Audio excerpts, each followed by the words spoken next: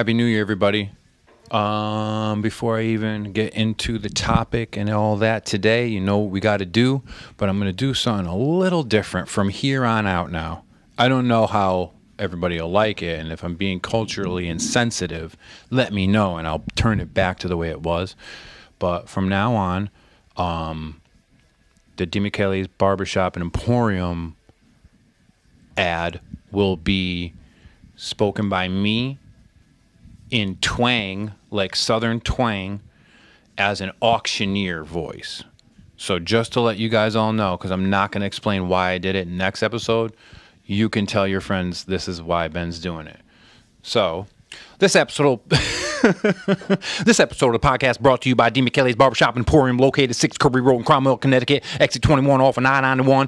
DiMichele specializes in all types of men's haircuts and hot shaves. Appointments and walk-ins available, man. For full schedule, check the website, DiMichelesBarbershop.com, or call 860-502-3540. Gift cards are available in any denomination, and they also offer my personal favorite, their own water-soluble pomade. So go and get a fresh cut, clean shave, and also product tell them Ben sent you. DiMichele's Barbershop and Emporium, responsible barbering. Located within that motherfucking coffee shop is Cafe Vernazzo. You're going to want to go in there, and you're going to get yourself a motherfucking double motherfucking cortado. You're going to go outside, you're going to cool it down, pour it down your motherfucking throat. Go back in and get another one now. God damn it. Responsible barbering. If you guys like that, I can kind of, I could tailor it for next week, or the week after, whenever I do another one. But I'll get better. I'm just bringing back an old character that I'm trying to develop into something, and I'm going to have to start using him a little more. I only call him like Southern Facebook guy because he's out on Facebook, man. These motherfucking people, man. They told me to listen to this goddamn podcast, man, and I went on there and there's a bunch of fucking hootenanny. All right, so today we have 2 fucking longtime friends of mine, Steve Karp, Harley Carrara.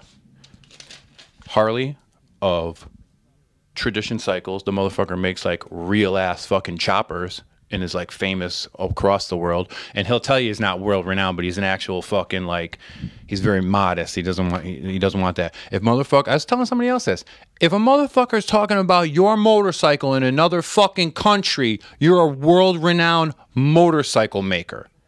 If you're a chef and a motherfucker's talking about your chef skills in another country, you're a world renowned chef. Start embracing it, both sides of y'all. But yeah, that's what he is. And he used to own a skate shop called Mass Appeal.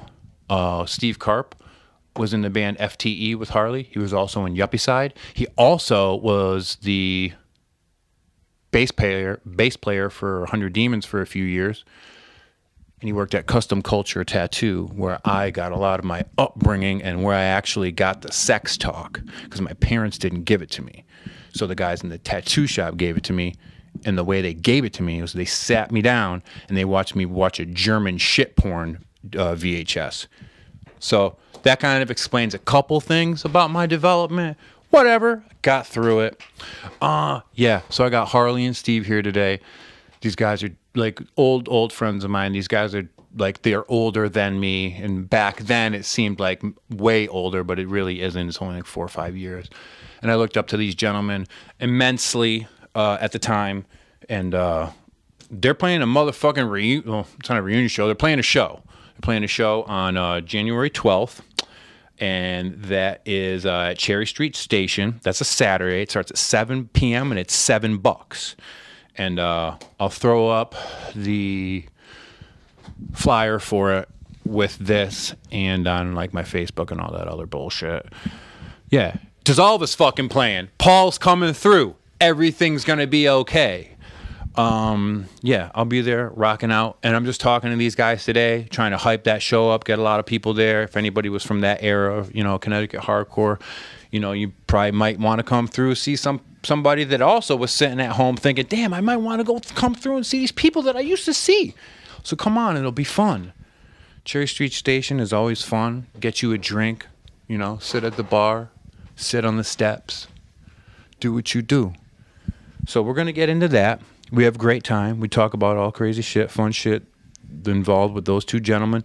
Our friend Beaner couldn't make it. He's also in the band, but he tattoos a lot, and he just couldn't break himself away. But we understand. We understand, Beaner. So, you know, before I get into that, I just want to let everybody know, like, have a good new year. If you had a shit 2018, don't let it get you down. Fucking come into this one. January 1st. Fuck that. Start, like, 2 days before that, because that's when this is right now. You know what I mean? Like, no, it's New Year's Eve. Yeah, I'm doing this the night before. Like I said, if you were a fucking shitbag in 2018, try to be a little bit better this year. You know, if you were a fucking cocksucker in 2018, try to be a little bit better this year. You know what I mean? You know, if you push some people away from you in 2018 and you didn't want it to happen, try to reel them back in 2019. You know, if you pushed your friends apart in 2018, try to huddle them back together. You know what I mean? And I'm going to be better about it too. You know, the older we get, motherfuckers got, you know, kids, jobs, and it's hard for everybody's fucking schedules to get together. But I know, and I'm fucking guilty of it, and I'm fucking telling on myself right now, you know, you see me out at like some fucking, some motherfucking like event, I'm pulling a fucking Irish goodbye. Just because I don't know, I'm old and I want to go home. I'm going to try to hang out and not do Irish goodbyes in 2019. I'm going to try to stay until the last band plays or the last act. And I'm going to make a conscious effort to reach out to my friends that I know want to hang out with me and not isolate and want to be alone in my home.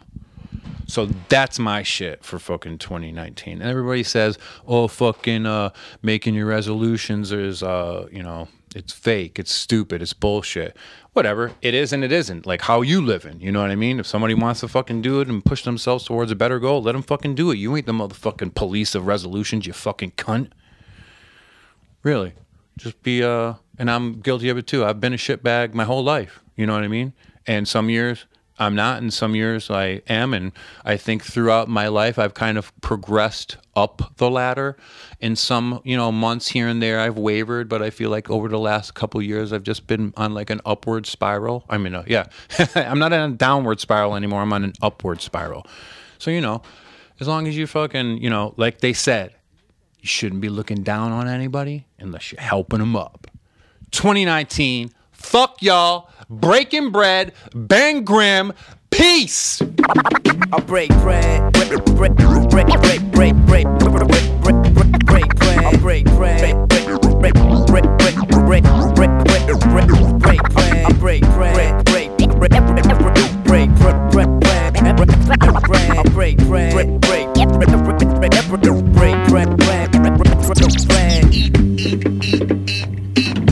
I'm not going to do whatever I want to do. We're going to do whatever you two want to do, because this is about you and not me in the Christmas spirit. What's up, baby? Ladies and gentlemen, today I have two old friends of mine, childhood influences. Ooh. Yeah. Wow. Influencers. You guys were social media influencers on my life. Wow. Harley Carrara, Steve Karp, both of the band FTE. Steve Karp of the legendary punk band Yuppie Side. Yeah. Of Custom Culture Tattoo, Plainville, Connecticut. There was a nice little era in your life where that was number one. Yeah. And you fucking make motorcycles. It's probably one of the sicker. You're probably one of like sicker friends I have. Like, like if you want to talk about like the coolest job like one of your friends have, I'd probably say that. Right. Well, thanks, dude. Yeah. Thank you. You're welcome. Do you have any friends that do brisses? Because that would be the only thing that would top that. If you What's had a rabbi, bris? that's where you get a circumcision in the Jewish religion. Oh, It's a very important thing. I always forget you're Jewish. Half. Only the part that got circumcised. But I think that Very little is Jewish. Very little. Well, they threw away the best part, actually. Yeah. What do they call it when it's off? Is there a name for like the discarded skin? You know, I bet you that's if a you trivia. I bet you if you looked like you. I bet course you there's a name for it. There's a name for everything because it's a ceremony, so everything is of course formal. What? Let's just say It's performed by a mohel. Let's just say there wasn't a word for that. What Yeah. would you name it? FTE. It would be, well, yeah, they took the FTE off the head of my wang. What'd you do with it? They threw it away. Well, that's what you do with an FTE. Right. You throw it away. Yeah. Well, we're here today Yeah. to discuss Steve and Harley and Beaner, who could not be here. They're The elusive. the elusive. Yeah. Yeah. He's like Predator. Like you can't really see him. He's like a prob- mirror. He's probably Yeah. here. Yeah. He's probably here. Camouflage. He's probably like that desk right there or something. He's going to transform. These guys are playing a reunion show at Cherry Street Station on January 12th of this coming year. Yeah. With Dissolve, Yeah. Intercourse, Con Etiquette, and what was the last one? Song Something about rent. Down with rent. Down with rent. Yeah. Up with people. Yeah. Yeah. We've been out of the scene for a little while. Yeah. I know. I feel the same. yeah. Like not like feel the same, but like I know what you mean. Yeah. How like Yeah. music has changed. Hardcore music, alternative music. Yeah. What are some what do they call it? Fucking know. Fast music. Yeah. Yeah. Pretty much. Music itself has changed, so it's kind of Oh yeah. on a whole is weird, I think. Imagine you went to prison like 15 years ago my and God. couldn't listen We're to cut music off and then completely. came back. That's kind of how it is now, though, because people will say, hey, have you heard this band? And I'll say, if they came out past 1996, fuck no, I haven't heard them. Yeah. Because we kind of went into like a self-imposed exile just because I was like, well, this thing is evolving and I'm going to get off this train because the last thing you want is a 50-year-old man hanging around with a bunch of 15-year-olds. Yeah. That's weird. kind of creepy. Yeah. Yeah, It it's happens, very though. creepy. I mean, yeah. You're like a chaperone at that point. Yeah, or you're somebody is checking to see if the Connecticut State Sex Registry, if you're out there like looking at you, and you're like, all right. That or that or you just are. At some point, you have to get off the train. Yeah. Yeah. And that's fine. It's not bad. It's not good. It's just you did your thing. You get off and say, let the next generation run with Yeah, it. well, I think that, and then you get better as a musician too. Sometimes, like that comes into play, like being in a band. Not in Steve's case.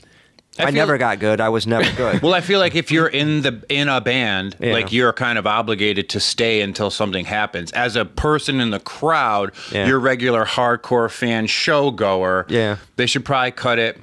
I don't know. It depends on what kind of roots you got with the scene. True. But if you ain't got no roots, you should probably stop going at about 35.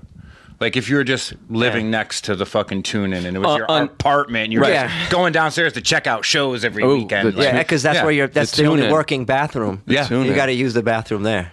What year did FTE begin? 94. 1994. The winter of 94. The winter of Yeah. our discontent. Yeah. Was 94. Was Ben Holloway the original drummer? Absolutely. He was. He was. He was a plank owner. He was a founding member. Really? Yeah. And it was the four of you, Yes. and that was it. That was That it. was There was till the only end of 4 of time. us. Until Mike Oakes started playing drums. We had Chef Andy. Oh, was- and we also had Andy. So, Big yeah. Head Andy. Big Oh, Head Andy yeah, that's played- right. Chef yeah, yeah. Andy Okay. played with us Played too. with So us, we were too. real lucky to have that too because Yeah. he was awesome. He's just an awesome human being. Yeah. Andy? Yeah. Yeah. Yeah, he's always been nice. Yeah, yeah, Yeah. Great dude.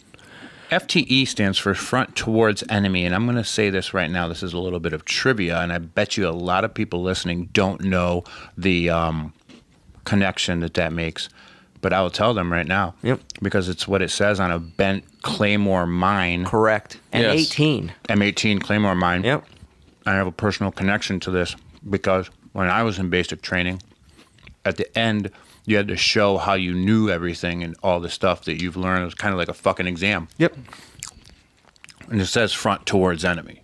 Right on the front. Right on the fucking thing. And it's got these two little legs on both sides, and you Yep. stick it in the dirt. And it's curved. It's Yeah. curved. Yeah. And why is it curved? Because it's got to go out like a radius, not Right. flat. It'll shoot it all over. It projects 200 steel balls. Yeah, and there's fucking washers in some of them too. Yep.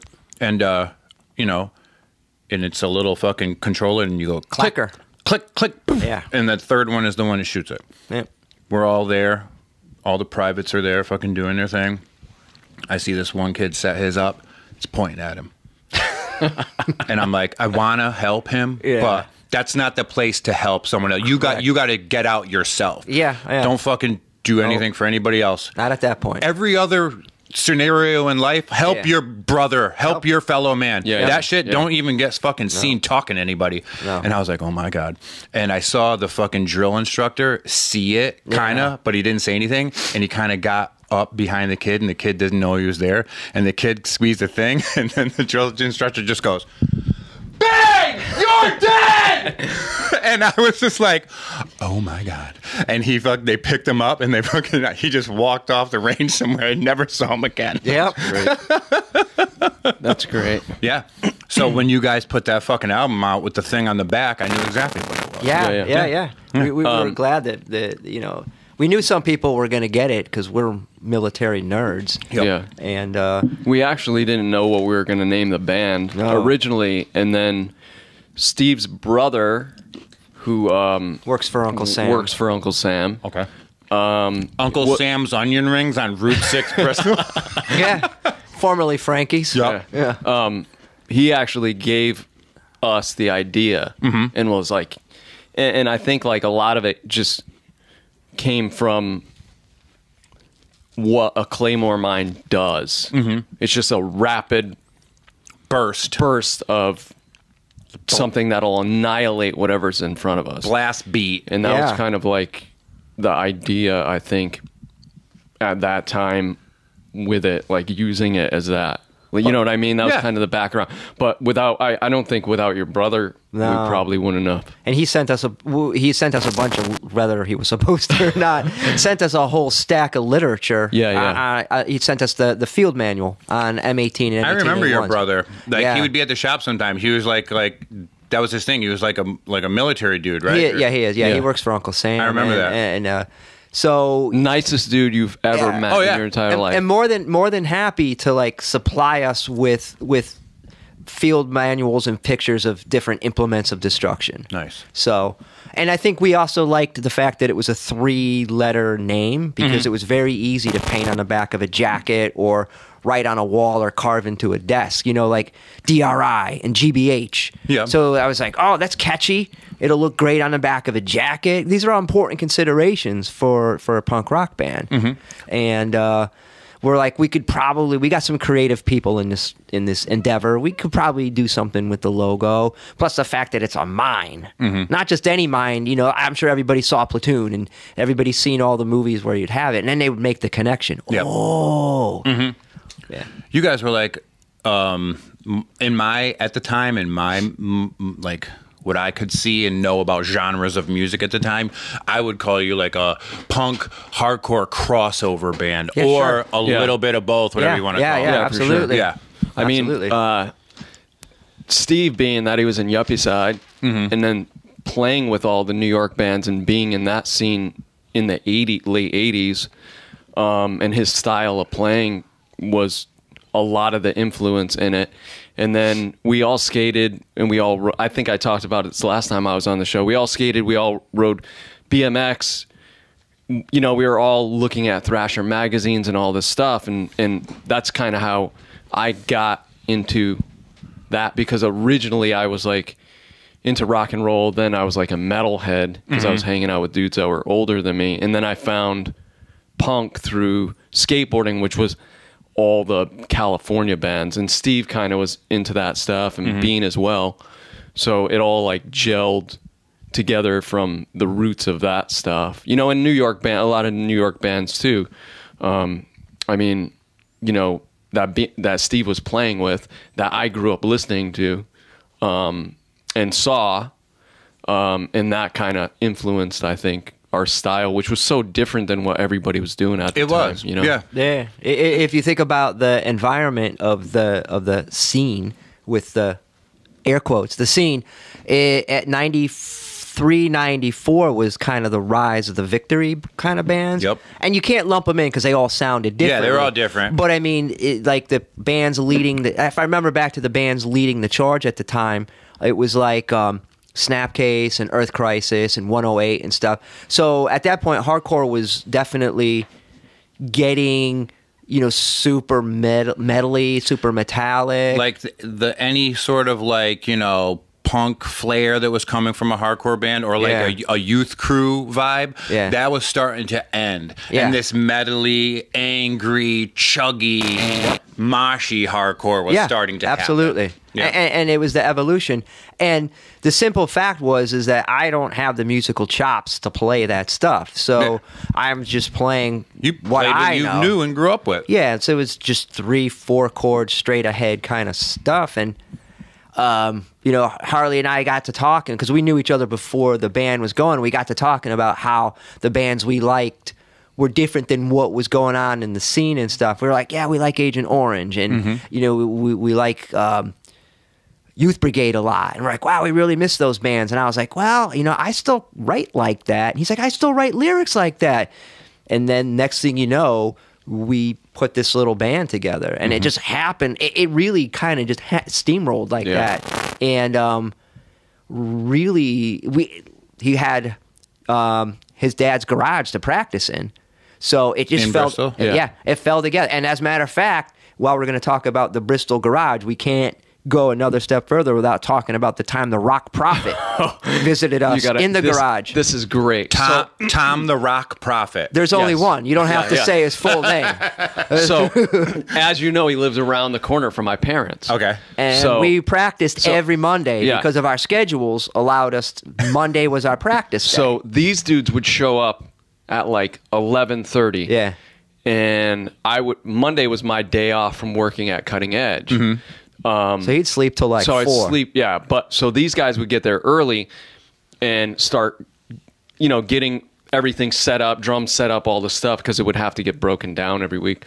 And they'd get everything set up. I would hop in the shower. So one day I'm in the shower, just like I just finished up taking a shower, and you can hear the music being played in the garage, but I hear somebody singing, and now I know that none of these dudes will touch a microphone. Steve sings backup vocals, but they won't touch a fucking microphone if I'm around there. It won't happen. Yeah. So somebody's singing, and I'm going, what in the world is going on? Put my clothes on, walk out. Who is it? Who's on the mic? The Rock Prophet. Singing, mind you, like super churched out lyrics that he's making up on the spot to FTE songs. Really? Yeah. Yeah. Like full on Christians. Yeah. Lyrics. Yeah. Like, so imagine our music with like, Jesus is the way, he is the answer. Holy shit. As the lyrics. So there's a second when we all looked at each other and we're like, I guess we found our new singer. Yeah. Because this is exactly what the world needs. Well, at least he was there on time. Yeah, exactly. And he was wearing short shorts and a jean jacket with no shirt underneath it. Did he have white gloves on that day? Maybe remember he used to run with white gloves on? Like golf gloves. Yeah. I remember that dude. That was early. Yeah, that was very early. Yeah. So we had the cops called on us too. So Yeah. I mean, it was a garage band. Yeah, so it was literally all a garage those, you know, we could look back now and look at it through romantic eyes. But when you're younger and you're trying to do it, you're like, oh, the cops are here again. The neighbors call the cops. And then, you know, the Rock Prophet showing up was incredible. And then he never showed up ever again. We're like, this would be great if he was a regular, because we'd work him into the act. Yeah, he could probably shield you from the cops being like an older person. Right. Hey, man, let him play their music. This is my youth group, man. Like, we could think of the cover that he could have provided for us, and then, by being like a religious guy. He'd be like, this is my flock. Yeah. Oddly enough, I was working in the driveway with my old man. Like, oh man, this had to be like 5 years ago. I don't even think I told you this. We're working out in the driveway. Who rolls up? Rock Prophet. He's still around. That's so good. What does he have with him? A rolling cooler full of beers. Okay? And then he goes, hey man, you still got that band? And I go, holy shit. Yeah. 30 years later. Yeah. I'm like, nah, we're not really together anymore. He goes, man, that was a really good band. You guys should have stayed together. He goes, you want a beer? And I don't drink beer. He goes, I'm like, nah, I'm all set, man. He asked my old man. My old man's like, nah. And my old man's like, he's like old school dude. He doesn't like the Rock Prophet? He doesn't like anybody. Okay. Yeah. I mean, it was only like 2 years ago that he started liking Steve, I think. Yeah. Really. No, not Stephen Bean. He loves Stephen Bean. But anyway, and so he hands me his card again because he had business cards. Oddly enough, that had like a... It was a cloud with a lightning bolt. Yeah, a lightning bolt with and a rainbow. Yeah. And it said the Rock Prophet. Yeah. And he hands me his card. He goes, man, if you guys ever want to jam again, give me a call. And that was the last time I ever seen the dude. Do you have his card? Probably still somewhere I have his card. You didn't tell him about the reunion show? No. He'll be there. He'll be out. He'll have the cooler with the beers, and he'll still have short shorts and a jean jacket with no shirt on underneath it, and golf gloves. He'll have read about it in the Yankee Peddler. Yeah. No, it'll come to him. I had this vision, man. Yeah. The Lord sent me a message. Your band's playing again. He starts walking to Wallingford. Yeah. There's like a light shining on him. Yeah, he's going now. Yeah. Yeah, but like going back to the beginning of the band, which a lot of people don't know, and how it kind of came together was Steve lived in New York and he had moved back. And I met Bean through doing graffiti, oddly enough. And I started hanging out with Bean all the time because he skated and we were just into the same stuff, music and whatnot. So I was at the shop all the time. Well, Steve had been back. You'd been back for a while, right? Yeah, but I was working in another shop you were in working another town. In another shop in another town. Then... no, we got to preface this by saying this was in the days when tattoo shops were scarce as hen's teeth. Oh, yeah. Now there's 15 on every street. Only shady, like, bikers and, like, tweakers and weird people went to fucking tattoo shops. Quasi-legal. Yeah. It was barely legal. It was, like, gray area legal. Yeah, so there was only a few shops around. So it was bizarre to see a dude with a single tattoo, let alone meet people who tattoo. Yeah. Well, and the other thing, too, is that, I mean, Steve won't say this, but he was kind of an innovator here in Connecticut when it came to crossing over the genres from, like, tattoos being, like... He was one of the few from tattoos being, like, a biker thing and, like, like, shady, weird people shit to... hardcore and punk music. Because there wasn't many shops. I mean, nowadays it's different, but there wasn't many shops where you walk in and you'd be like, listen, you'd hear like Aggression or like Black Flag playing in a shop. That was like these dudes, him and, Bean essentially. And that kind of fueled, again, us coming together, but it was just kind of like a lot of things that kind of happened at that time. It was like Steve moved back to New Britain to the shop. Bean was there. I would come in all the time. Ben was a friend of mine who skated and he played in a Motown review band. He played drums, and then we were just all kind of like, hey, like we should just start playing music together, and that's kind of how it came about. Where the fuck did Ben Holloway live? Was he in Bristol? Yeah, and you guys were like, Bristol. Oh, but like I knew he lived in Bristol, but like, is that where you met him, or did you meet him in New York? Like, no, I never met him in New York because he was younger than me, and I don't think he was going to the shows we were going that I was playing at, and then that I would have met him. Mm-hmm. Ben had hung out with me, in like our crew, and I the thing is, I'm a good 4 to 5 years older than you, which would put me maybe almost 10 years older than you. How old are you? I'm about to be 50. I'm gonna be 41 in like 2 weeks. Right, so I got 9 years. So in hardcore years, that's 375,000 years older than you. Yeah. And it's a good 20,000. Yeah, it's like cosmic biblical time. Yeah. And it's a good 20,000 years older than I mean, Steve was like the dude that people were intimidated by because he had so many tattoos in the scene. So which is 4. Here. Yeah, 4 whole tattoos. 4 whole tattoos.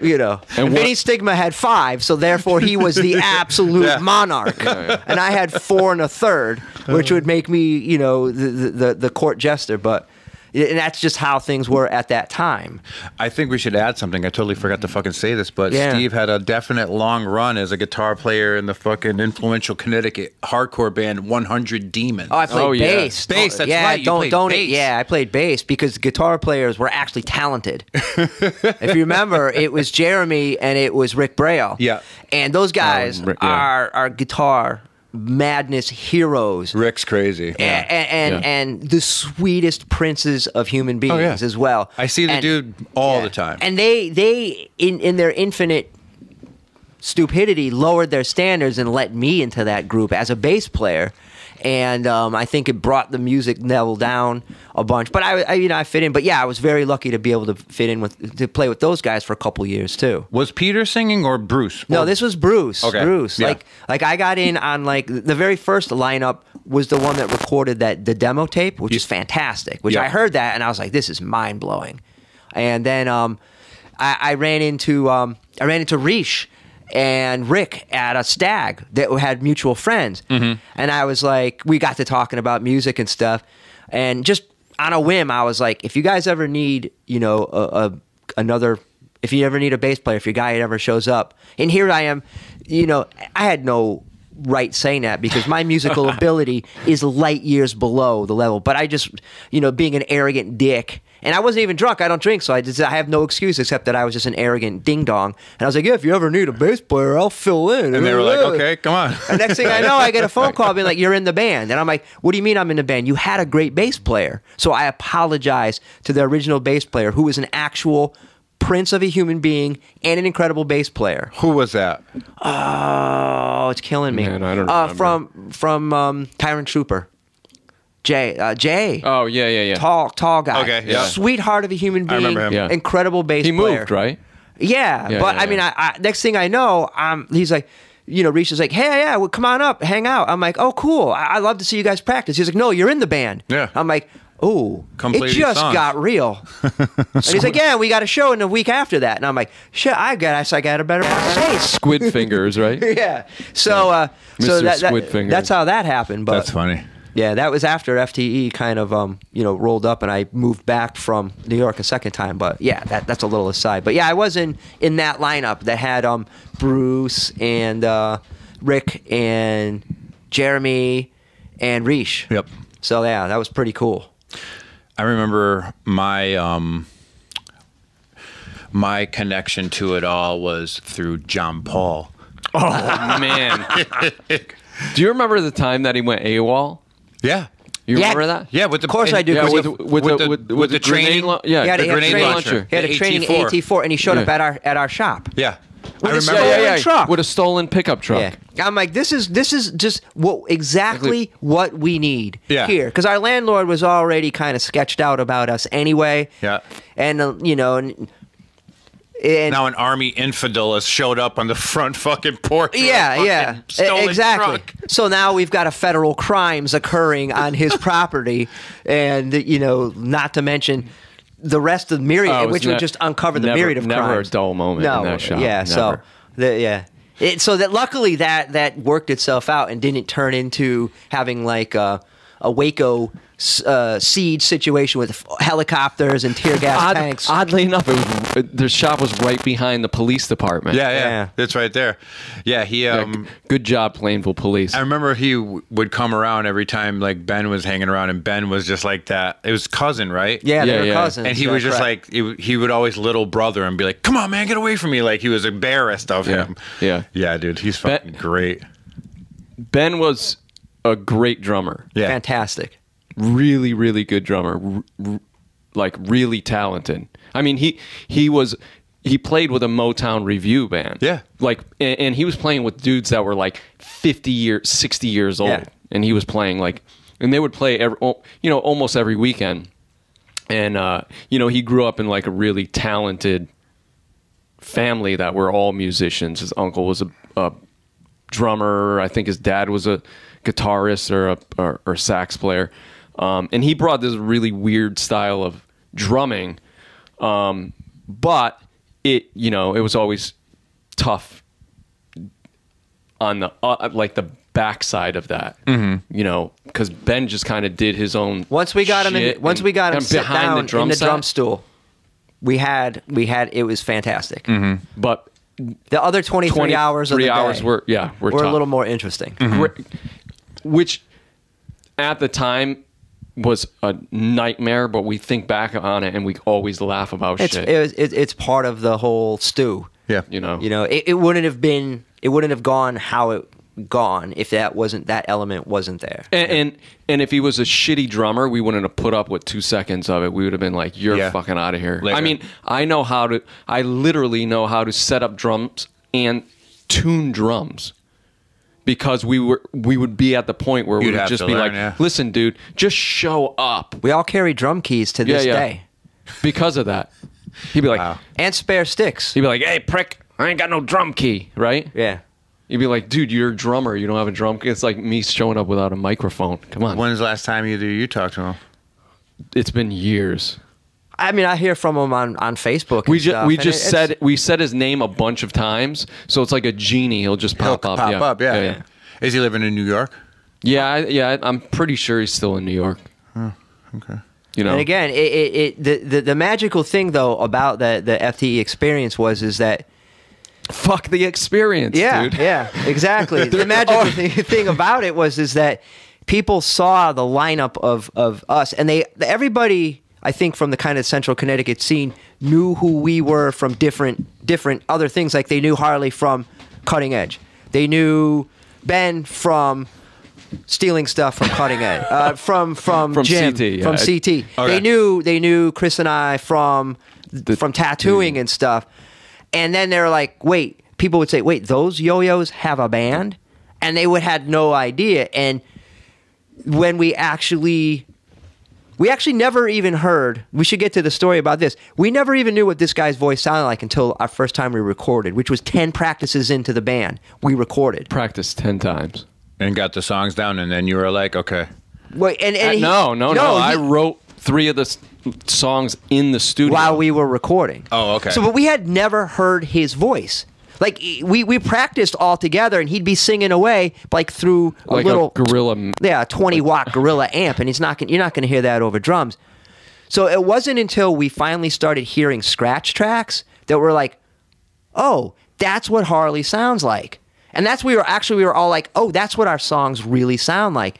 And then when we had it recorded, people were like, oh, you 4 fuck-ups, you actually made a demo tape. Yeah. So it surprised us more than anybody, but it surprised a lot of other people that they knew us from other stuff, and they didn't know that we kind of had the wherewithal to put a band together and then make that band kind of function. So it was a nice surprise. Did we really function? Yeah. I've seen you play good sets. When was the last time you guys played? What was your last show? Well, it will be 9 years ago, right? Probably, yeah. Yeah, 9 years ago. We played in Meriden. At the Hanover House? No, that No, was already No, it was 2010, it was- correct. Yeah. It was With a that benefit. silver hall place. Yeah. It was a benefit Silver City for my shop. Yeah, Because for I Mass owed Appeal. a grip of money. Like after my shop went under, my skate shop. Did fucking who else played? I remember this. Your cousin's band. Yeah, my cousin's band who was a played. professional band and professional kind of pop punk band. Really, really good band. A bunch of bands. I think Blast Mat played. Yep. I think Okay. that And was again, his we were playing. we were kind of out of step with the yeah. scene. So people approach. Back then, when we man, first put jeez. the word out that we were going to do this show, and people approached us and said, "Yeah, we want to play. We have a band." And I didn't hear of them. I didn't know what genres. We're like, "Yeah, just jump on, sure," because we wanted people to be at the show because it was a benefit. So we wanted people to be at the show, and that's the last time that we put on a live performance. Yeah. It's been a good amount of years. Who was the record label you guys put your record out on? Oh, we did a gatefold double 7-inch, which is kind of we were talking about this the other day. yeah. How bizarre it is. I think And Matt still has one, I think. Does he? yeah, Yeah. and there are not a lot of them. no. So I mean, if people, I think maybe people consider it collectible just because it's a novelty idea more so than the music on it. You know, a gatefold 7-inch, like nobody has done that since like what 1978. It's cool. Yeah. And that was a subsidiary of Rec Age Records, and it was called Exit. Okay. Rec Age was starting another label for other projects that they were doing, and they were doing, that didn't really fit on the wreckage stuff, right? Yeah, because Rec Age was getting kind of big, and they were getting kind of known, but they still wanted to do some stuff. And I forget if they approached us or we approached them, but they're like, "Yeah, we want to work with you guys." So it was Rec Age in New York. They had at the time they had an office in Manhattan. Cool. Which was Yuppie Sides. Oh, okay. Yeah. Record So label. it was a So label. You were the connection. Yeah, exactly. And I think they caught wind that we had a project going, and they were like, "Hey, if you guys want to do," because at the time, Yuppie Side was a band that would kind of like, don't take this the wrong way, it would come in spurts. Yeah. It would we'd go hot and heavy for like a year and a half, and then personal stuff would happen. We'd break off and take a hiatus. So I think every band. every dealt band. with That band was pretty notorious for it, which is cool. And FDE kind of happened in between some of those spurts. Our first show was one of Yuppie Side's last shows for the time being. For the time being, yeah, right? for that break. Yeah. What year was that in? 94. Oh man. So I being yeah, that's right. Having been in music for a while before I did FDE, I kind of knew that, and I'm sure everybody knows this by now. The minute you start a band, it's like the clock is ticking to when that thing explodes or goes off the rail or implodes. And so I knew from our first few practices that there was a really good chemistry and the songs were coming out really well. So I'm like, I got to keep this momentum going. Mm-hmm. And I got to get this thing recorded and we got to play, because it would be a shame if we didn't play, because we had a really good chemistry amongst ourselves, and it was fun and it was creative.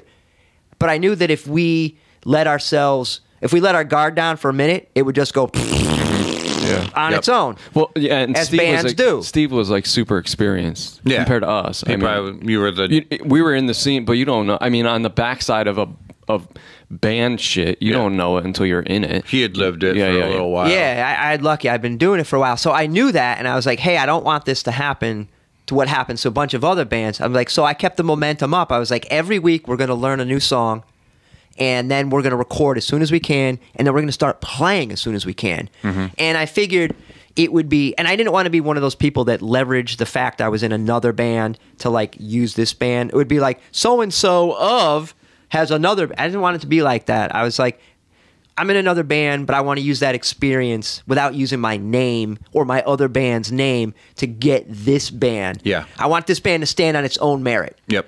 And that was really important. But at the same rate, I wanted to use the fact that I know kind of a little bit more about how bands work and don't. And more importantly, I know how bands go into the toilet. Mm-hmm. And so I was like, all right, keep the momentum up, keep it fun, but definitely have a plan ahead. Like record, play a bunch of shows, write some new stuff, record again, just to keep that momentum going so that it doesn't. I mean, eventually it did fizzle, but we had a pretty good run in that time period. Mm-hmm. It's hard to have it, and it's like a real recipe.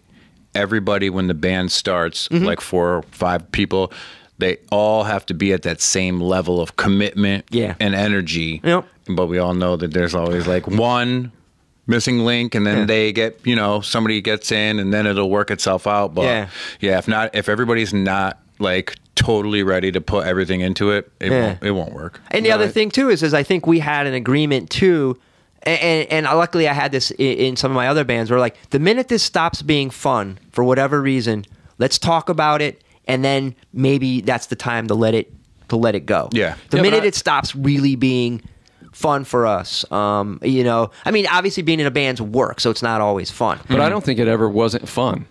I remember the point when you and Bean were like, this is kind of a drag now, and we got other stuff going on, and I was like, yeah, I get it. And it was the time. Yeah. And we went, and rather than like trying to limp it along and bring in ringers and being like, all right, this guy's out now, and then this person's in, and then we got a harmonica player, and we're going to reinvent ourselves as a jazz band or something.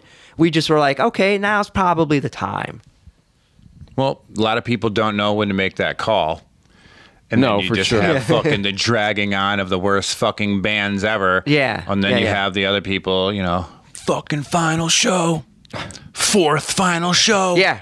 I was in a band like that had many going out of business sales. But you can't even like really diss people if that next show they do is going to be sick. Once you do that final show and like 2 people show up, then you should get like the hint. That's when you cried wolf too often. Yeah, we didn't want to do that. No, don't. You know, no. That's always the worst. You know, the other thing too is it was just such a weird time for us. You know, because we were doing. There was very few bands that sounded like we sounded at that time. There was very few. We would play shows. We would always stick out like a sore thumb at shows because, you know, we would get put on the same bills most of the time with the same bands. Yep. You know, being like we would always open for H2O later. You know, this is later on, like when H2O was big.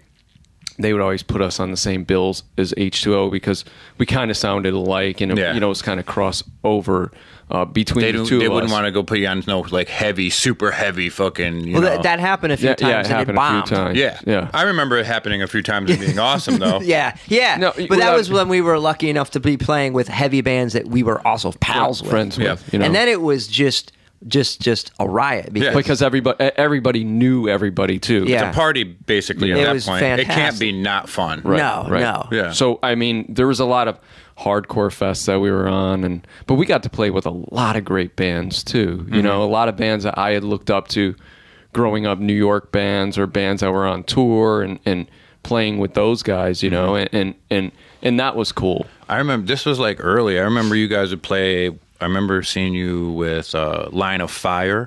Remember them? Yes. Who was that? What was his name? Fuck.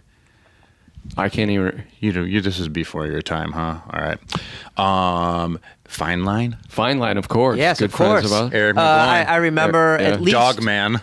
Max Aluna's Fine Line show. Oh, hell yeah. I remember seeing Fine Line with 2 singers at the skate park, and then I remember they played a Max Aluna's show. I never knew who the other person was, though. I knew Eric, but who was the second guy? I don't even remember. Keith Tribbiani. Oh, it was? Yeah, was it Keith? Yeah. Okay. I believe it was Keith. I don't remember. It's been so long. I don't even remember. Dude, I don't remember so much shit. Dude, tell me about it. I have like visions, like pictures of those fucking nights and those times, but like I couldn't tell you. I have stories. Those are the only things that stick out were the crazy stories. All that shit in between, I don't fucking remember. Right. No.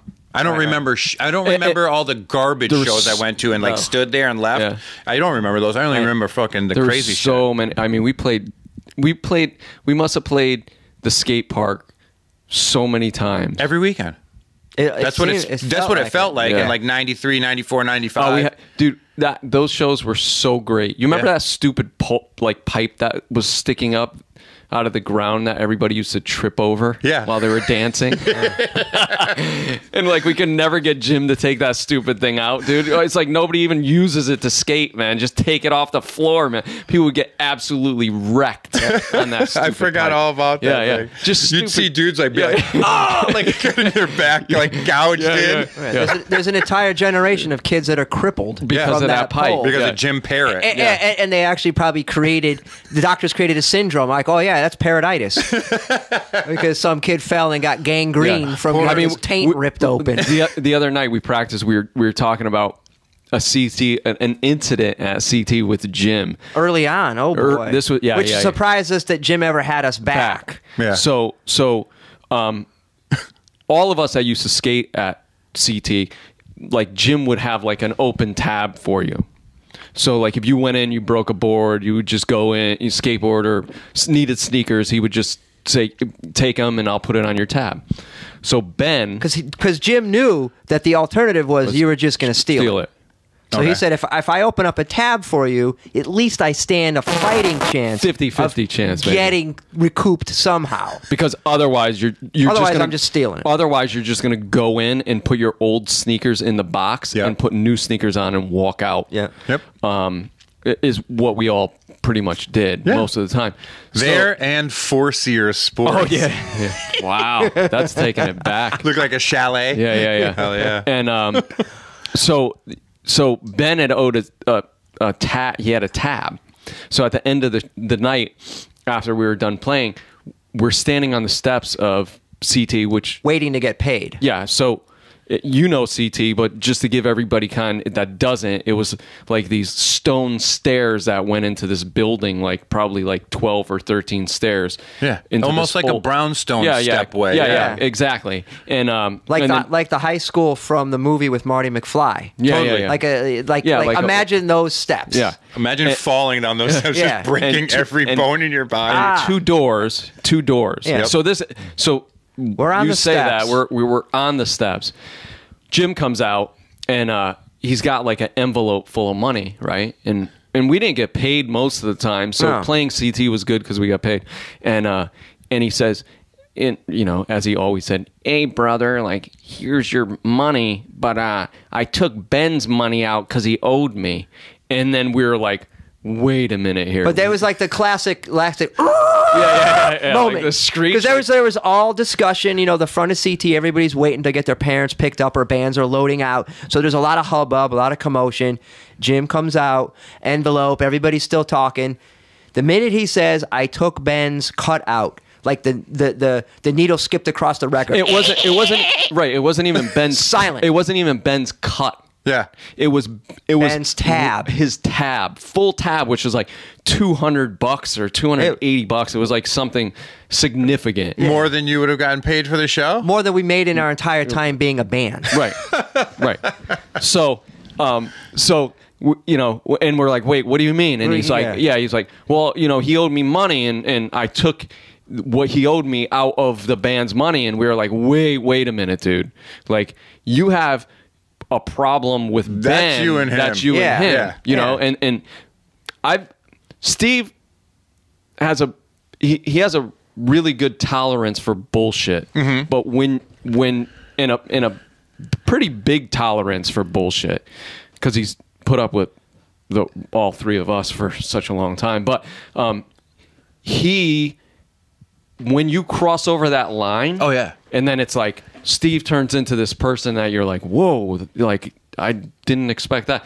So I've seen it 1 or 2 times. yeah, so he says to Jim, like, we try to like work the thing out. We're like, "Jim, I'm a business owner. You're a business." And at the time, I think we may have had the shop. May have been before Chris and I had the shop and we were still working for somebody. But Yeah, but anyway, still, you were I was getting like, money. I was like, I'm a business Yeah, person. you knew You're a the fucking- business person. you worked. Let's work this out because what you're proposing doesn't make sense. It doesn't fly.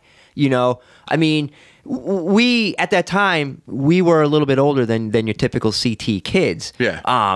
Especially myself and Bean. So I was like kind of appealed to him in that sense. I was like, "Jim, I may be younger than you, but this if Ben owes you money, that's Yeah, separate from this what doesn't gel. Yeah. Yeah. It's separate from this is two separate things. You're combining two things Yeah. and they don't work. How about you give us the money that we got? Exactly. Give us all our we portion it out, and then you go fucking talk to Ben and his portion. And that's what That's what we tried to say. We proposing. said, Yeah, we said, yeah. "Jim," and we said, and he's like, "Well, don't you trust Ben?" We're like, "It has nothing to do." And he kept so saying no one that. wanted to say yes. and that Yeah, we said obviously not. We've been a band, and I think it actually we're like, "Jim, we're in a band with the kid. Obviously, we don't trust him to a point, especially with money." I said, "But now you're messing with all our money here, Yeah. because Ben owes you money out of a separate till," and it kept going back and forth. And then the key words were, "What, you don't trust him?" And like that was like Yeah. the thing where Steve was just like, "Okay, Yeah. say it one more time." So It's none of your business if I trust him or so not. then Exactly. so then Jim He's our friend. So then Yeah. Jim says it one more time, and then Steve turns to him. Now he's in a corner, like backed into the corner where the door is. We're standing around him kind of like in a half circle. Yeah. And Steve says, "Right now you got a problem with one of us. In 2 seconds you're going to have a problem with 4 of us, and I don't think you want that, Jim." And all of a sudden, dude, like it was like everything changed, and Jim Yeah. was just like, "All right, brother, like I understand." And then so then we were like, "You could take his portion of his cut gladly." Yeah. But you're not taking our money. Yeah. And it was just one of those times where I was just like, we actually won. Yeah. Yeah. Like we won. It's a good feeling. For once. It was just one of those times when like you had to be an adult. Yeah. But most of the time we didn't get paid. And we didn't. We didn't care. It wasn't about the money. No, You know? you guys just wanted to play shows. We just wanted to play Yeah. shows. Sell some fucking- But at the sell some same rate, cassettes. Yep. yeah, at the same rate, we also knew, like, if it was a different circumstance and it was a different mix of people, then the minute that Jim pulled some nonsense, some hothead would have knocked him out. Yeah. Right. And then we would have been, there would have been nowhere to play. And Oh, yeah. somebody would have been in trouble. So we at least had the foresight to say, look, we got to settle this amicably so we don't fuck things up for ourselves and for other bands who want to. Because CT was a good thing. Yeah. It was a great thing going. But we also didn't want to. We had enough foresight to say, we've been playing these stupid underground punk shows long enough. We don't want to F up one of the only venues around. Yeah. So it was a delicate thing. What was like? I remember he kind of shut it down for a minute and then opened did. it back He up. did. Yeah. What were like the fucking straw that broke the camel's back? I don't know. I think Somebody might have got like fucking hurt or I think something. Well, there was also, and I don't know how many times it happened. I might be confusing things, but there was also a break-in or 2 or 6 of people that were may have been allegedly associated with our circle of friends. And by break-in, we mean actually they just hid underneath the vert ramp. the place closed. Until the place closed. and then cleaned it out of airwalks. Yeah. Okay. The airwalk gyms, by the way. So it The ones wasn't. that looked It like, wasn't actually breaking in. It was more like breaking out. Yeah, breaking out. Yeah, Yeah. it was like staying in. You can't get arrested for breaking out. No. Yeah, night at the museum. Yeah, exactly, exactly. But I think one of the kind of defining moments was that show, and I don't know if we played it or not. We might have, but it was that show that, I think it was Big Tim's brother was at, and he just got out of jail, and he was like wasted, and he started. The Earth Crisis dude?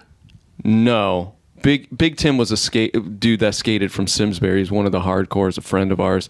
His older brother was there, and he started shit with that. He was a kid at the time. Jamie, remember that kid Jamie? Which one? From like Avon. What was his name? Bissonnette? Yeah. Yeah, and then he started shit with him. I talk to him like every other day. Yeah. Well, ask him about this. Yeah, then. yeah. I will. So then I think he either punched him or tried to punch him. He was and then, such a prick back in the day. and then he was small. Yeah. He was like little. But like, you know how many times I've been kicked in the back for just being near him, like around the edge of the pit? Yeah. Every time. Every time. Yeah. So Doc Martin right in the back. Something happened, and then Big Tim's brother went to punch him maybe, and CJ kicked him in the chest, and then just everybody kind of pummeled him, Big Tim's brother, and he ended up leaving in an ambulance. And I believe that was kind of one of the factors in Jim saying, okay, this is, If you think about it, the fact that it ran as long as it did is actually a miracle. Oh, yeah. That was a When you long look time. at all the factors, that was a recipe waiting to just go ugly. But I mean, it was a great place to play, and the sound wasn't awesome, but it doesn't matter. When you're a kid, Yeah. you're like, this is great. It was fucking- fantastic. We played inside a fucking half pipe. Like, Yeah. that was cool. Yeah. Yeah. It wasn't like in somebody's basement. I think he also got like weirded out after that dude's dad, some kid's dad got beat up at the Earth Crisis show. Oh, right. Do you remember that? Oh, I I do read- remember The that. vegan vengeance. Yeah. Yeah, he like put a cigarette out in his own hand and like gave like someone the finger and like No, that was the same time. That was Big Tim's brother. that was the That guy. was the dude. that everybody started beating up. Yeah. At the Earth Crisis. Was that and at Earth Crisis Mover show? Yeah. I don't remember. I remember this. It was one of the, I was there. It was one of the most insane like Were you there? I was there. I was Yeah, standing see- in the back, like, because this is early, so I'm like off to the back, like just watching like mayhem unfold, and it's just like No, it was no. like early Earth Crisis, but like everybody there was moshing, every No- single person. Nobody knew that was actually Tim's brother. Yeah. You know what I mean? Like And- nobody knew who he was. He was just like some drunk dude putting a cigarette out in his hand. Did he have a son though? Was he like old enough to have a kid at the time? No, he was just there because Big Tim was there. Because I remember when it was going down, like somebody like hit him with a skateboard or something, and I remember like a kid being like, "Get off of him!" Like he knew who he was, like he was his dad or something, or his like friend. Did they take him out on a stretcher? They did. That's the time. This is what I remember. Yeah, I think that was one of the times that he was like, "This isn't." I'm going to close it down. You know. Yeah. Remember do you remember the show that we played at the Tune-In where Fernando didn't promote the show at all? That would be a lot of them. Yeah. But there was one in particular. There was one in particular where he did not even make flyers for it. There was like 5 people at the show. It was in the middle of winter. Yeah. And after everything was said and done, I think we were like, why in the world did you have us here? And he was like, oh, well, I wanted to hear what you guys sounded like so I could put you on a bill. And I was like, why didn't you just invite us to a show? To a real show. Like a real show. So weird. Fuck him. Yeah. Yeah. He still promotes shows, dude. Really? In New Haven? Sarah just like what band was that? Bold? Yeah. He promoted a Bold show. Where was the show? Do you remember where it was? New Haven, but I don't remember. Somewhere, New Haven, West Haven, somewhere. Recently? Yeah, this was just last month. Jesus Christ. He's got his, like, if you go on a website, there's like some production, like a video? Fernando Productions or some shit. What was his shit called back in the day? He had like a record label or something stupid. Yeah, what was that? What the fuck was it called?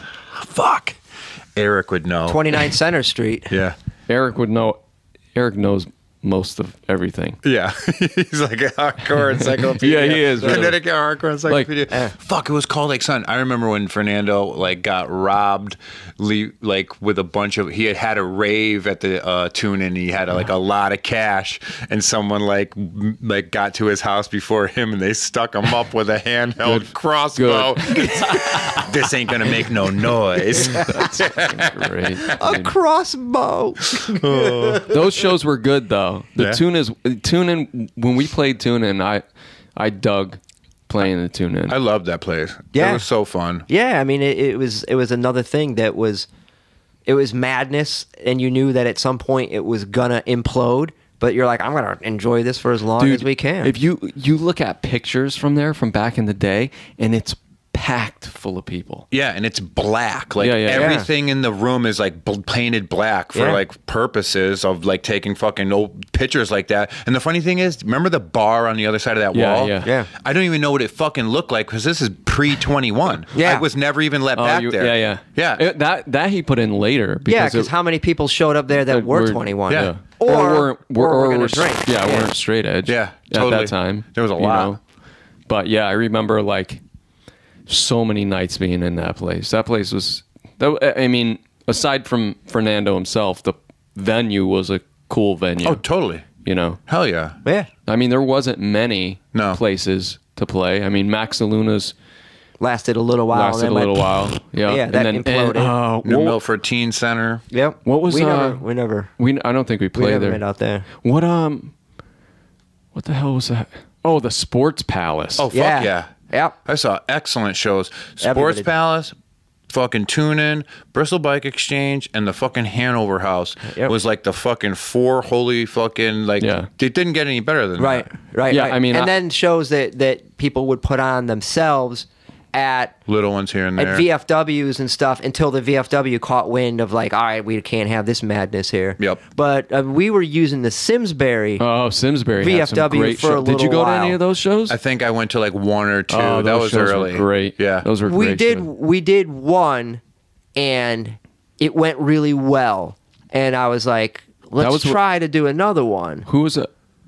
I think we did both of those with Mind War. It was Mind and War. Toxic Field Mice might have played with us too. Like we just wanted to play with friends' bands and have like a good. It was mix super cool. It was like it was like going back to like the 80s. That's awesome. You know, it was just like a bunch of friends showed up, paid $5 to get in, saw some bands, and had a good time. It was relatively, and then we would clean up after the end of the show, and the guys who Did ran we the place put would those lock us shows up. on? We did. We put them on Oh, ourselves. that's weird. I don't even remember that. Yeah. That's crazy. I just called them up out of the blue, and I was like, "Yeah, we would, we'd want to do a battle of the bands or something here." And we were looking for venues, and we had friends in Simsbury, and I think I drove past there coming back from somewhere, and I'm like, "That could be a spot where we have a show."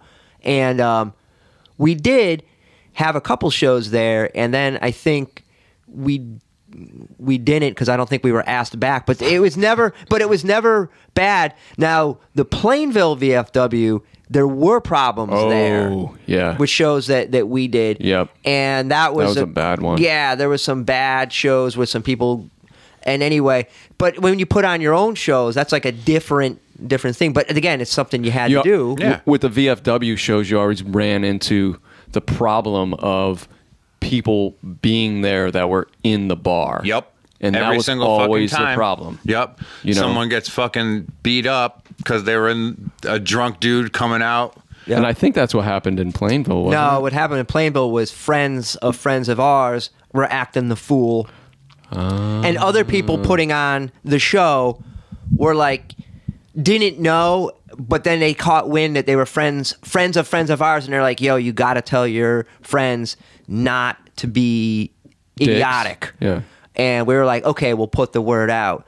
And Which usually doesn't. No. and it was do a anything. very That packed didn't do show. anything. It was there's one show I'm thinking of in particular. It was a packed show because there was a couple of out of town bands, and there were some people there who were putting on the show, and they were protective of the show because they're like, hey, this is a good venue. We don't want it to get effed up. Yeah. And some ding dong, they're like, no graffiti in the bathroom. That's always the fucking The one rule, that the sets rule it of off. rule. So some ding dong who was a friend of a friend, who wasn't really in the hardcore scene, but was sort of a friend of a friend, who's like, oh, I could go to a hardcore show. I like Pantera. And you're like, oh, this is going to end well. Who was this? It was a friend of a friend of a friend of somebody that may have been in our band. And so they showed Is up. that who I think that you're... No, but it was a friend of that person. You're thinking of. Oh. So anyway, somebody showed up. We won't mention any names. And they were acting the fool. And you know how the scene polices itself. Yeah. And whenever there's problems at a show, 9 times out of 10, at least at that time, it was somebody who was from outside of the scene. Comes in and breaks an unwritten rule. And the only way you learn those unwritten rules is you go to a couple of shows and then somebody tells you, okay, you don't do what you think you may have seen at somewhere else, you don't do here. But of course, this person didn't get the memo and they did something dumb. And so they got chased out of the show. You couldn't Google search stuff like this Yeah. at No. the time. And it's not like you Like got hardcore etiquette. Yeah. And it's not like when you show up, somebody hands you a rule book. But like one of the things is like, listen, dude, you don't shit where you eat. Yeah. You don't F up these shows. Like you come to these shows, you have fun, but you still got to give a little bit of a shit about where you are. Mm-hmm. So somebody didn't know this, or they knew it and they didn't care, and they kind of broke some of the unwritten rules. And that person and those people got chased out. But then they came back later and they like threw a cinder block at the door behind where the bands were set up, and that kind of triggered a kind of riot and stuff. Riot ensued. I want to know. Yeah. So anyway, I mean, it's those kind of adventures that happen. But if you weren't in this scene, you wouldn't know about any of this stuff. And you will know exactly who this person that were friends of. Oh, yeah. Yeah. Yeah, I can trace all the culprits back. Oh, I know.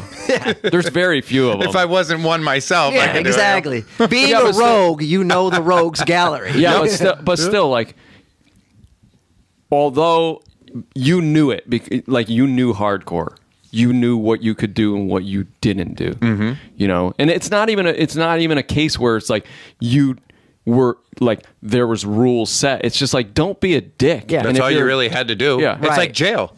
Yeah. It is. Don't fucking fuck with anybody, and you'll probably be okay. And you'll probably make some friends along the Right. way. Yeah, if you don't fuck exactly. with anybody. Yeah. Right. And that was the coolest part, I think, of hardcore and punk scene. And it's always kind of been. I think it's a little bit different now. Mm-hmm. But it was one of those things where it was like somebody would take you under their wing. It's still that part is still true. Yeah. Okay. But I mean, it was just I think then it was like more about the friendship thing than it was, you know, anything about being in a scene or vibing or like being an outcast or whatever the case may be. It was more about being like, oh, like these people get what I'm into, and we're gonna hang out and have a good time and be friends. It wasn't, you know, it wasn't like I'm sure there were scenesters, there always is, but for the most part, it was like people wanted to be there, so it was like they made shows. You know, they put on shows themselves, or like us, we would just say, oh dude, we want to play, we're gonna put together a bill with some bands that are friends and rent a space, and hopefully we make the money back that, you know, we rented the space for. DIY, motherfucker. You Yeah, know what I call Steve's that? The Healy rule.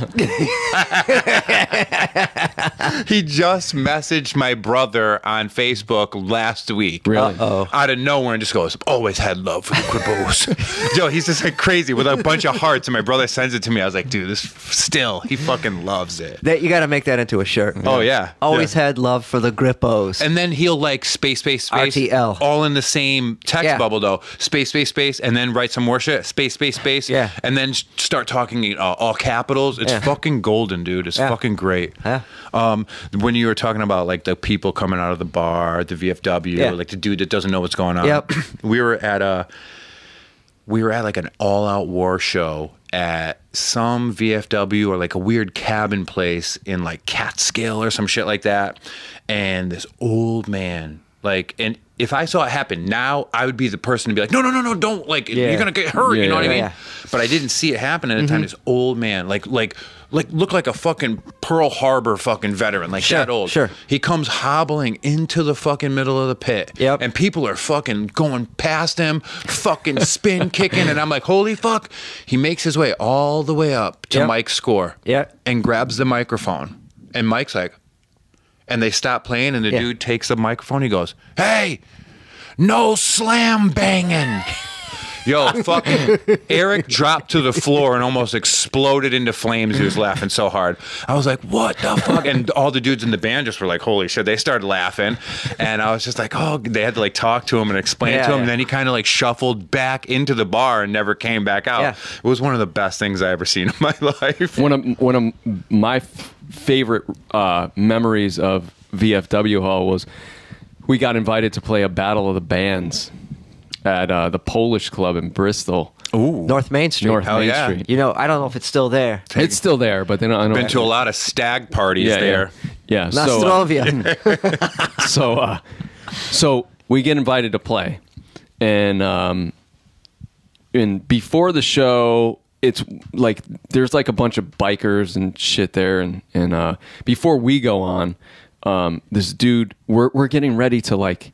I remember Bean had a tie-dye shirt on for some odd reason, but we're getting ready to get everything together, and this guy comes over and goes, Now, this was, we got to set the stage properly. We were invited to do this by people who were not into punk rock or underground music. Oh, okay. That's knew- never a good. No, right. That's So, never but good. it But also, it was- we but- also said, but you know you- what, this could be awesome. It could somebody be. Yeah. somebody knew whoever was I doing did. The person who set the show up was an acquaintance, a friend of a friend, and they had a good heart. They had good intentions. Like they're like you, like they didn't understand the distinction between like Ozzy and Black Flag. Yep. To them, it was all loud music. Yep. So they were like, everybody's gonna get along. It'll be fine. And the other bands were like Bristol garage cover hard rock bands, and played the at crowd and the Central Cafe.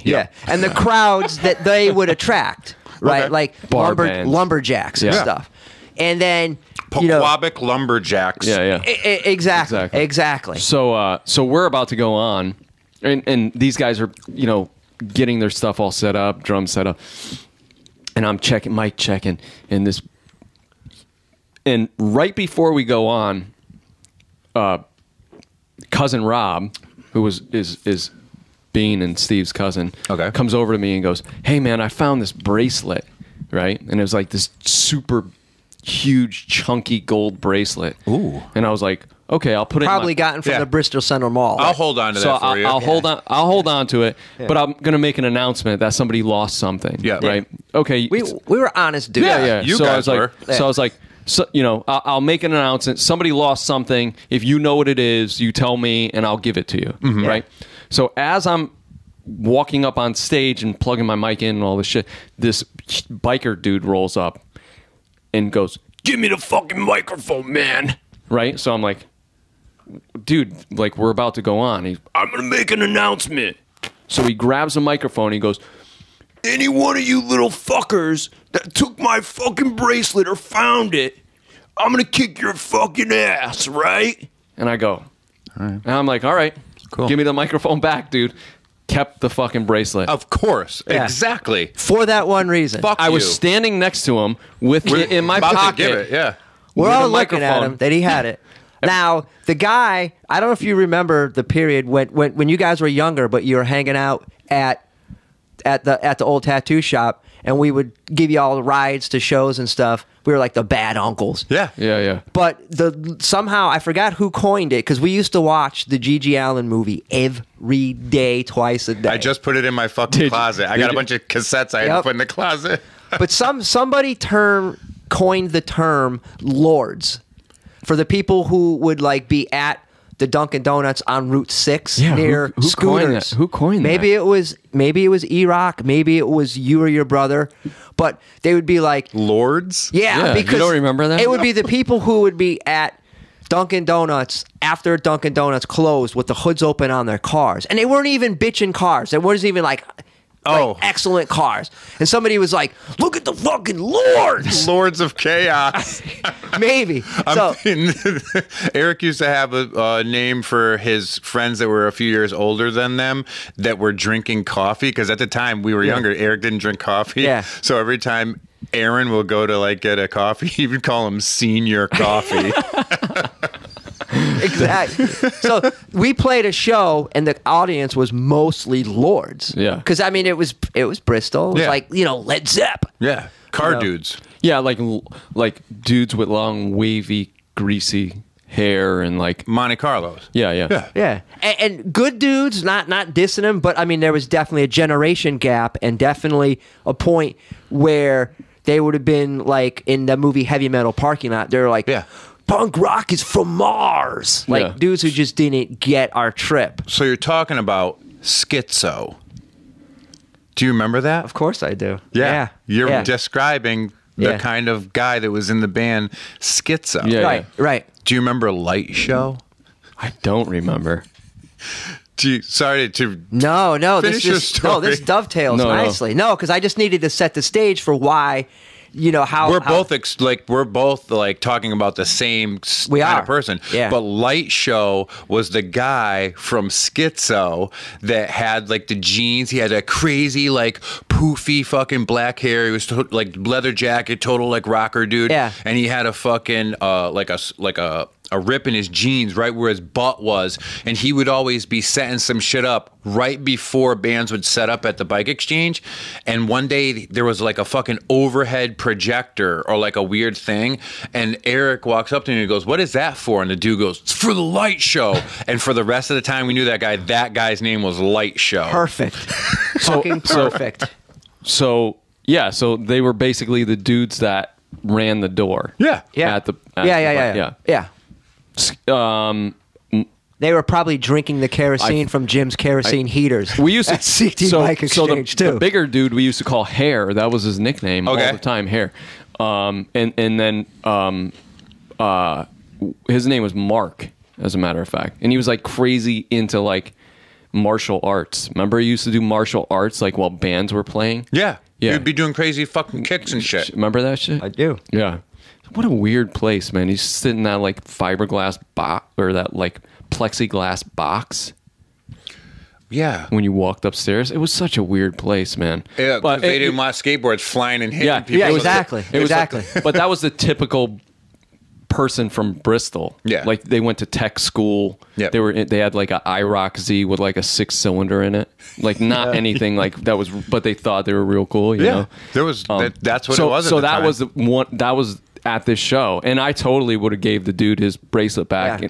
and I was just like, "Fuck this dude." Yeah, I was fuck like, you. I'm Yeah. not giving you. You got a bad attitude. You know, Right. No. And I mean that's if anybody takes away anything from our rambling tonight, it's just that. It's like even though everybody's rockers or punk rockers, you could still appeal to mankind's basic goodness and humanity. And if you find something, somebody's probably going to give it back, unless you pull a dick power move. And show your hand first. Yeah. And then motherfuckers gonna be like, They're like, oh, fuck you. You were gonna get it back, and it was gonna be cool till you flexed. I guess is what the kids nowadays Yeah, he call it. flexed hard. Yeah, he I- flexed wrong.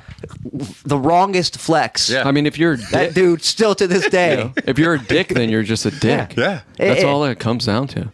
Yeah. You know, we weren't trying to change the world. No. I We mean, weren't were out to just- steal bracelets either. Oh, that was such a fucking good bracelet. I mean, it's probably worth a grip of money. I don't even know I where wish it you went. still had it. I don't even know where it I went. bet. You know what though? I bet if you left it in your jeans and it went through the wash, it would have gotten shit over and ruined the entire load of wash. I don't think so. And if you wore it, it would have turned your wrist. no, I green. think it was real. I think it was real gold, dude. I don't know. I looked at that dude and I'm like, If he was bummed that he lost He it. was bummed. He was bummed. I don't think like if it was fake, well, you wouldn't make an announcement. he like might that. not have known though. Like True. his girlfriend True. Debbie with two eyes, hearts over the eyes. And a rainbow unicorn iron-on shirt from the Bristol Center Mall might have gotten it for him as Did a you gift. hear So that? it had Did had you hear that sentimental reference? value. Hell yeah. Did you hear that reference? Yeah. And Only she good- also had knee-high moccasins that laced up in the back. Ooh. So of course the thing's got serious sentimental value. Steve's originally from Newington. Oh, so really? he gets it because it's Okay. like this it's Bristol the same. Newington It's the same genre. It's the same vibe. Yeah. The only good store in there was Radio Shack and that little ice cream thing. I would go there for the but arcade but- games. But see, Yeah. I think you were younger, so you didn't catch It's heyday. the so heyday. there was like You- a really the- good You part. came in like as it was declining. See, the T-shirt shop was like the T-shirt shop where they like. I don't even remember what the name of that place. Dirt would know the name. Dirt of that would know. place, but I don't remember the name. See, of we it. frequented the one at the West Farms Mall. Oh yeah. Yeah. But that was at the beginning. They sold like weed pipes and shit there. No, that was across from them. Oh, that's right, That was that's the right. news center where you could get the news center. You could get the bootleg concert Bootleg tees concert, made in jeez. Pakistan that you Yeah, wash yeah. it once and all the shit flakes off. Yeah. right on Main Street, right before you go under the bridge. There was No. there was a store right there where I would get all my embroidering done. Oh yeah, I remember that hot. spot. Yeah. No, see, Hot. see I had so bootleg fucking hate breed jerseys and integrity jerseys before anyone. One of one. that's great. We no Tony Victory so probably there- wants to stab you for it. There used to be like a T-shirt transfer place in there. Yeah. So we would like With in the- the mall. Right in there. So we would Yeah. go and get T-shirts made all the time. Like when I was breakdancing. Like you they would have the t-shirt designs on like poster racks. And Yeah, you'd yeah. flip through them and you'd pick out your shirt Or and you- you'd be like, give me an L5, and it was like Corvette Fever with sparkly letters. or you would get those like flocked letters. Yeah. with, like a Playboy head. Like when I was like into breakdancing when I Oh was yeah, like 12. on a raglan sweatshirt. yeah, I had one that said "Sea Ski." Yeah. Baby crazy legs with a Playboy bunny in the middle. Dude, Also flocked. Flocked, yeah. Iron on. my last dealing with anything to do with the Bristol Center Mall was post high school. I graduated in like '97, so it must have been right around there. But this girl asked me to come to this apartment that was like right up Main Street on the left, almost across the street from like the library. Yeah. And it was just Yeah. this weird basement apartment. This girl I knew asked me to come over Oh, there. I know probably- the building you're probably talking like about. smoke some weed. Yeah. And I went in there and it was this crazy like rave dude that must have been like huge in like that scene, but I didn't know who he was. Sure. And I walked down into this fucking like basement apartment, and I tell you, this dude had, and this is 97, This dude had like every single drum machine or keyboard that was out at the time, and he was just, it was like a lab. It was like a crazy ass fucking lab. And he was like a dude our age, so I was just like, how is this happening? This guy's got like thousands of dollars of fucking equipment down here, and I took acid. Okay. And then I had to leave because I felt weird because, like, I knew the girl, she was from high school, but I didn't know this guy. And I'm in this fucking weird dark room where fucking just drum and bass and jungle are like killing my brain. Yeah. So I walk out of there like, oh, and I walk down the street and I go into the Bristol Center Mall and I found a payphone and I called a friend of mine. I was like, you gotta come and like meet me. I'm gonna lose my shit. Like, please help me. And like, I told him where to walk. Yeah. So I wouldn't like miss him. And we fucking met, and he fucking took care of me, brought me back. Dude, there was a office. I'll never forget this. There was an office in there. I don't remember what kind of office it was, but in the upstairs. No. In the actual mall. Okay. With glass windows, and they sold like bootleg mesh hats that were like Run DMC. Oh yeah, and Beastie Boys, and I like years later I was like, why didn't you go in there and buy those hats? Yeah, but they were there forever in the window. Yeah, and it was like something that had nothing to do with anything remotely music or cool or anything. It was just like an office that had hats in the front of it. That's so bizarre. You always wonder who was that. It was there was some, I think Sears was at the end. Yeah, on the other end. At the other end. I used to steal mad fucking spray paint from there, but like bullshit spray paint. They never had anything good. They had all these weird like off brands. There's like Sears brand spray paint. Yeah, and it didn't stick to stuff, and it was scented, so you couldn't huff it. Yeah, funny. Where you were talking about that apartment. Yeah, like right up the street is where Ben lived. Yep. And it's like the Bristol Flatiron building. That weird like the cheese wedge. Yeah. Dude. Yeah, that's where all these dudes. I remember going up in there one day and Jay Root had invited me. Oh. Yeah. And I remember drinking a 40 and he like smashed the top of my 40 with another glass thing and it made my beer shoot out and fucking He was good for that. Yeah, he was a good friend. Well, we've been going for an hour and 15 minutes. Wow. And that's a fucking good amount of time. I think so. That's a very good amount of time. Yeah, anything else will be incriminating at this point. Yeah, we're starting to get into some murky ethical waters here. Yeah, where we don't know what statute of limitations are. I know, it's 7 years. We're good. Yeah. But Saturday, January 12th, you guys are playing a reunion show. I will be there. I think a lot of different people will be there. You guys are going to attract a lot of people. Dissolve is going to attract, a lot of the, today's hardcore people because they're still a huge band. Sure. Like they're still very cool. It's so crazy that they're playing that bill. Yeah. That's awesome. Did we ever play with those guys? I'm not sure, but I mean, I've seen them and I've played with them in other bands, and I mean, they're, Paul was like 2 guests ago. Oh yeah, awesome. Yeah. Awesome. Because I met Paul when I moved to Poughkeepsie years ago. Oh yeah. Exactly. So we've been buddies for a while. It's a chance. Yeah. Exactly. Yeah. Yep. So, I want to see everybody there. It's Cherry Street, dude. Fucking Saturday, January 12th. We're going to have a fucking good time. Everybody wear your size 48 blind jeans. I really hope. And Airwalk gyms. Jinkos. Earplugs so you don't have to hear us. Yeah. Shane wallets. And I don't mean to put any pressure on either of you, but I really think if you haven't done so already, you should definitely draw like a simple fucking like design and do like a t-shirt for the night. We were thinking that. And I got a guy that'll do it cheap and he would probably be going to the show anyway. So if you want to know, let me know. I think that would be cool. Well, I would want one. There's no shortage of artwork from Steve and Bean over the years. And this guy. Yeah. He does some stuff. That would be cool. I'd like to.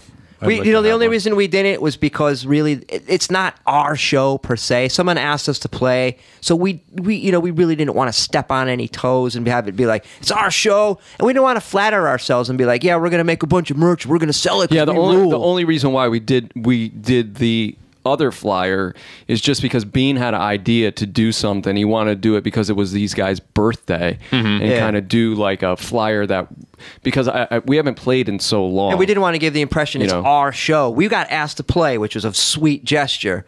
But we're not going to steal anybody's thunder. No, but the thing with the flyer too is it was one of those things where for us, I didn't know if we were going to have any draw or people wouldn't recognize it because they're so used to seeing Steve and Beaner's artwork on flyers. Yeah. And it was kind of like one of those things where Bean was like, I got an idea. And I was like, let's do an alternate flyer for us to promote, us, just so that people So we could can see. reach the lazy bastards that might know us. Yeah, and it's not even about it's not a money thing or anything. Yeah. It's more or less just like, we don't know when we're going to play again, if we ever do play again. And we wanted to just let people know that we were playing. So if people were into it and dug it and hadn't seen it, or people that never seen us before, they could actually like get an opportunity to see us or see us again. And that's kind of what it came down to. Or for that guy to get his bracelet back. Yeah. Yeah. Good luck. Yeah. Good luck with that. It already turned Harley's wrist green. Yeah. That dude's living in Florida right now. Probably. But thank you guys. Hey, thanks for having us. Thank you for coming. Yeah. Like I think it's gonna be cool. I love Cherry Street. It's always a fucking It's a party great, there. great atmosphere. Yeah, it's a good club too. Yeah. You Great know? sound. Yeah, it is. The sound man's a kook, but he's great at his job. Well, that makes him great at Yeah, his job. exactly. You know? But yeah, it's been a long time. It should be fun. It'll be an absolute nightmare, or it'll be great. There's only two ways it can go at this point. It's either going to be a shit show. It's going to be, or it's going to be really good time. Anybody that doesn't know, where fucking Cherry Street is. I know you fucking know, but like I will probably like throw up a flyer. Oh, that's the awesome. flyer you gave me. Yeah. Like, you could check any. it's very easy to find in Wallingford. Is right off Route 5. So everybody keep an eye out for a flyer, and it'll be a nice fucking beginning of January show. Kick off 2019 with a kick in the nuts. Thanks, guys. Thanks for having us, buddy. again, dude. Thank you, Harley Carrara and Steve Karp. We'll see you at the fucking... Wait, what did G.G. Allen used to say? Take it down to the show.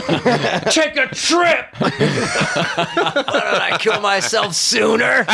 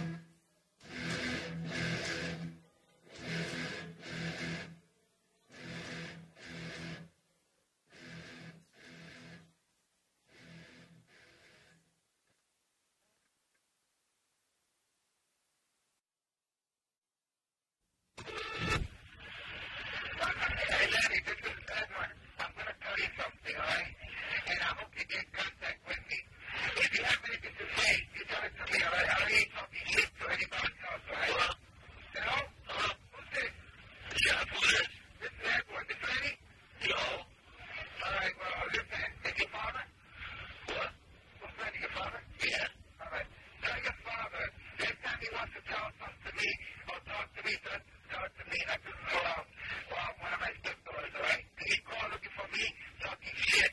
So I just wanted to go back, go talk to my money tomorrow when I go to the lady's house.